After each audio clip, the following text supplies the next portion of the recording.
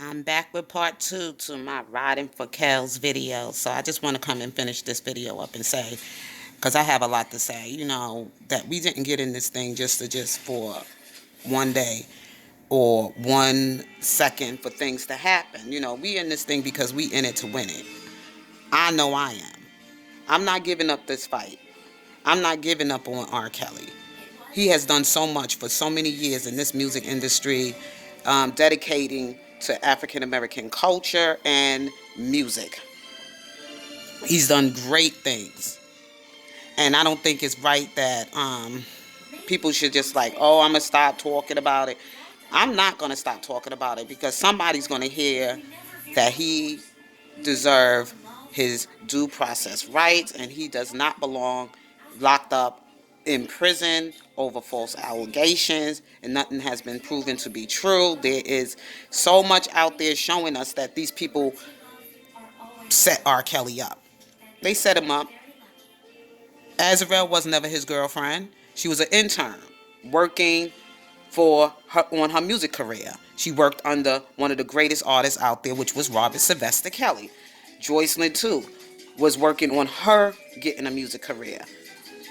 And they was giving, a place to live, and probably through the enterprise, the R. Kelly enterprise or whatever, was paying for their stay there. I don't know if any of you could remember this show that used to come on television called America's Top Model.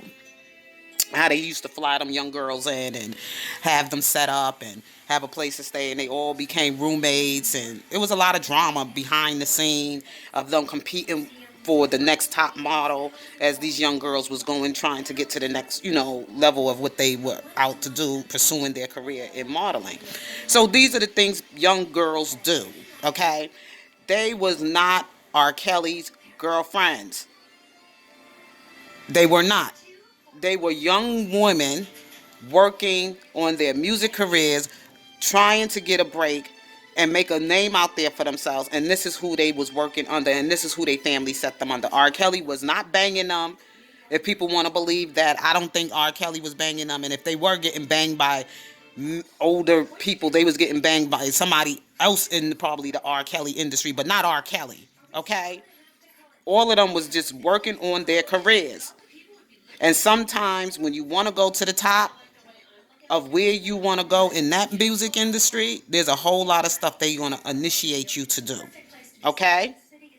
Or you have to sell yourself to do. It's just played out in front of us in life every day.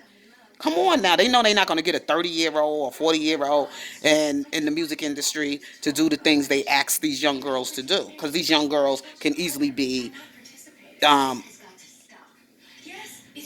would say, they easily to be influenced, okay? Or they easily to be manipulated to do certain things. I watched this movie by Spike Lee, young girl named, it was called Girl 6.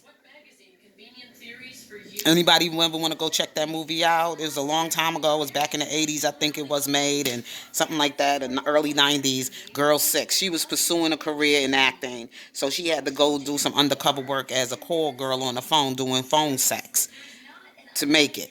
And then when she was being coached into her acting career, the lady was telling her, it's pain. You're going to do some things that you wouldn't even believe that you would do to make it. Okay? So all of this stuff that's being sold out there about R. Kelly or told about R. Kelly was all a setup. They just want to take R. Kelly down. They stole his money. It's a whole lot of hypocrisy. It's a whole lot of you know, other things going on behind the scene that we may not even know about. But if you're watching closely, you know that this man didn't do all of these things they saying he did. We know that. Even from the time with Aaliyah. That was already set up. Okay? I ain't believing none of that. Oh, yes. And also, I got my inside resources. Okay? Because I had a young man who worked as a promoter in the music industry, a friend of mine in New York. And he was telling me how they would get scouting out young girls when R. Kelly, and he did do some promoting for R. Kelly concerts and records and R. Kelly's music and everything, things like that. So he said they will get young girls to come out and scream for R. Kelly and throw panties at him and all that other stuff. That's where they used to go and scout them out.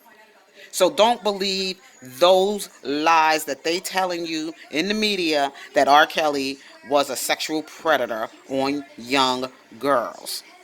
That's all false propaganda. So I'm going to get off this video, and you all have a happy 4th of July. Be safe, and I'll hopefully be back with you all soon. Peace.